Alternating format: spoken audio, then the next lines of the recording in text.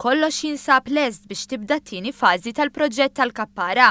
Dan kif 40% tal-proġett tal-Junction tlesta fi żmien stipulat biex issa l-proġett dieħel fil-fażi li jsiru xogħlijiet fuq is-servizzi tad-dawl u l-ilma fuq in-naħa tal-gżira tal-proġett, fażi li mbagħad ser tkun segwita mill-asfaltar.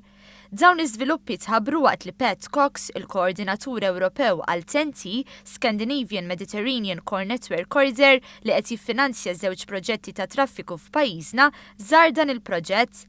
Cox qal li Malta tinsab f'pożizzjoni mill-aqwa biex tressa il quddiem proġetti oħra fil-futur li jista' jkollhom suċċess. Dan minħabba l-kwalità tal-ippjanar u li fil-proġetti tiegħu il-pajjiż qed jara li dawn jitlestew fi żmien stipulat u bil-budget allokat. We're very pleased with the progress.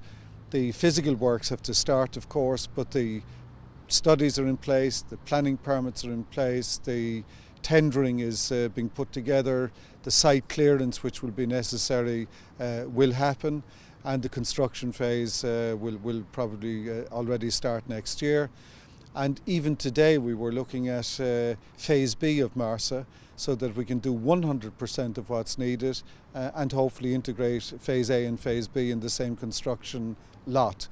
Dwar il-proġett tal-Junction tal-Addolorata fil-Marsa li wasal biex jidħol fit-tieni fażi tiegħu, Cox ukoll stqar li jinsab ottimist li jkun suċċess. I'm optimistic that with the work that has been done here and the quality of the planning and the delivery at Kappara, which is on time and on budget, that Malta is well placed with the maturity of these projects to get the full co-funding they're looking for.